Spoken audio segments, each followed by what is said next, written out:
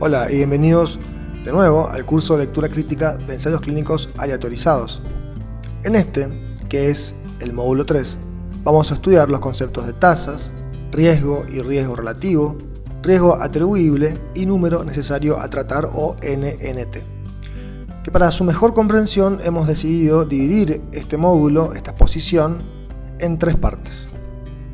Pero luego de estas clases, ustedes deben ser capaces de explicar los conceptos y aplicaciones de tasas, riesgo relativo, atribuible y número necesario a tratar, y también de interpretar los resultados de estas estimaciones. Comenzando con la primera parte, que se refiere a tasas, vamos a pensar por un momento, con este ejemplo, ¿dónde piensan ustedes existe más riesgo de dengue? ¿En la localidad A, que tiene 200 casos, o en la B, que tiene 400? Seguramente primero estamos tentados en decir que la localidad B, porque tiene más casos que la localidad A. Pero este es el problema que se presenta cuando utilizamos cifras absolutas en la comparación de dos lugares geográficos o de dos momentos en el tiempo diferentes, porque cuando comparamos solamente con cifras absolutas, dejamos de lado la cantidad de población que tiene cada lugar, en este caso cada localidad. Naturalmente que cuando hay más población puede existir más cantidad de casos. Entonces, para resolver este problema, lo que se estila hacer es considerar la cantidad de casos y relacionarlo con la cantidad de población mediante el cálculo de lo que ahora vamos a estudiar, que son las tasas, que tiene que ver con una división por la cual se divide la cantidad de casos dividida la población que podría tener esos casos. En este caso nos da 0,2. Esta es la tasa. Vamos a decir la tasa de incidencia de dengue de la población A. Decimos tasa de incidencia porque son eventos nuevos de dengue. Como este número 0,2 es poco intuitivo, para mejorar su comprensión se lo multiplica por un factor de amplificación, que en este caso es 100. Entonces vamos a decir que la tasa de incidencia de la localidad A es del 20%. Y de la misma forma vamos a obtener que la tasa de incidencia de la localidad B es del 4%. Entonces, existe un mayor riesgo de tener la enfermedad entre los residentes de la localidad A, que es el 20%. Entonces ustedes observen que estoy mencionando la palabra tasa y también la palabra riesgo casi como sinónimos, y ahora vamos a ver por qué hago esto. Tasa es una cifra relativa que relaciona un fenómeno ocurrido en un tiempo y lugar con la población expuesta en el mismo tiempo y lugar. Por ejemplo, consideremos 60 casos de suicidios en la provincia del Chaco en el año 2013, que fueron los casos de suicidios, y dividámoslo por la cantidad de habitantes de esta provincia en el mismo año, y obtenemos una tasa de incidencia de 0,00056, que para facilitar su comprensión la multiplicamos por 100.000 y obtenemos 5,6 por 100.000. Entonces, el numerador, 60 casos, es parte del denominador, la cantidad de habitantes de las cuales se produjeron estos casos. Es usual expresarlas con factores de amplificación para facilitar su comprensión, y representan la aparición de un evento en el total de la población que podría tenerlo, porque uno tiene que pensar cuando selecciona el denominador para calcular una tasa, de dónde provienen estos casos.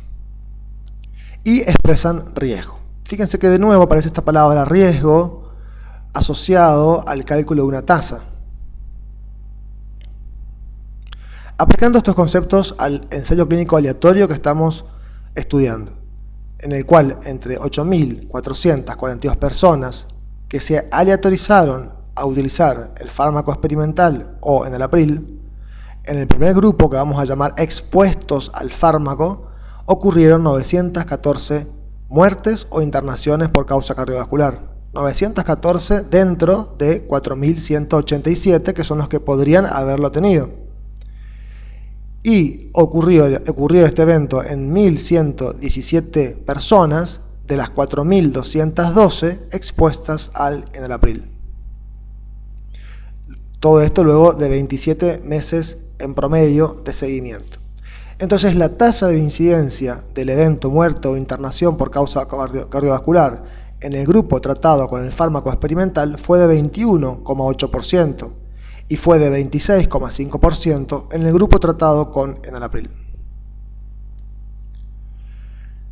Acá tenemos el concepto de riesgo, que es la probabilidad de que ocurra un fenómeno, y que en matemáticas se puede estimar de varias formas. Acá les voy a presentar dos, porque son las más conocidas. Y esta, la primera, es la que se utiliza en los ensayos clínicos aleatorios, que es aproximarse al riesgo mediante las tasas, que se calculan, como dije recién, por la cantidad de veces que ocurrió un fenómeno dividida la cantidad de veces que podría haber ocurrido. En el ejemplo de los suicidios, es lo que hicimos recién, 60 casos de suicidios dividida la cantidad de la población del Chaco en el mismo año, nos dio 5,6 por 100.000. Esta tasa de incidencia, 5,6 por 100.000, también es una aproximación del riesgo mediante tasas. Y entonces es el riesgo de muerte por suicidio de la población del Chaco en el año 2013. Otra forma de calcular la probabilidad de riesgo es por el método clásico. Y el ejemplo es obtener cualquier número con un dado. Al arrojar un dado, donde por ejemplo una sola cara tiene el número 2, por dar un ejemplo, de 6 caras, que son las posibilidades, el riesgo se calcula de esta forma: 1 sobre 6 da 0,17, multiplicamos por un factor de amplificación, que en este caso es 100, nos resulta en 17%. Bueno, pero como decía recién, la forma de aproximarse al riesgo en los ensayos clínicos aleatorios y en general en la epidemiología es mediante la aproximación por tasas. Una cosita antes de seguir a la próxima diapositiva. Tenemos que aclarar que riesgo es la probabilidad de que ocurra un fenómeno, pero habitualmente lo asociamos a un fenómeno desfavorable. En nuestra materia, en epidemiología y en estadísticas, riesgo es un término neutral, hace referencia a esta definición, y sin distinguir si el evento puede ser favorable o no. Podemos hablar, por ejemplo, del riesgo de muerte, y también podemos hablar del riesgo de sobrevida. No necesariamente riesgo en epidemiología es un factor negativo. Y en nuestro ejemplo que vamos a desarrollar más adelante, vamos a ver que en este grupo de 10 personas que están siendo seguidas al cabo de un año, ocurre el evento, por ejemplo, en 4 personas. ¿Cuánto es el riesgo o la incidencia del evento en este grupo de personas? Como venimos diciendo, es de 4 sobre 10 o 0,4, que por 100 da 40%. ¿Qué ocurriría si yo tengo dos poblaciones o dos grupos que estoy siguiendo? Por ejemplo, un grupo de expuestos y un grupo de no expuestos. En la primera población, por ejemplo, de expuestos, ocurre el fenómeno en 4 de 10. En la segunda, en 1 de 10. Noten que al principio del experimento nadie tenía el evento, y el evento fue desarrollado con el transcurso del tiempo. Por eso es una tasa de incidencia, son eventos nuevos que ocurrieron en las dos poblaciones.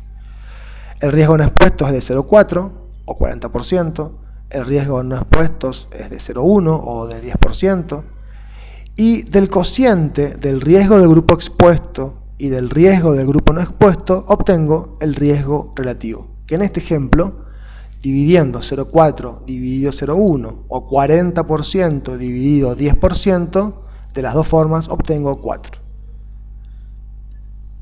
Apliquemos esto al trabajo que estamos estudiando. El riesgo de la primera población, el fármaco en estudio, fue de 21,8. El del grupo con enalapril, 26,5. La división de estos dos riesgos nos da un riesgo relativo de 0,8.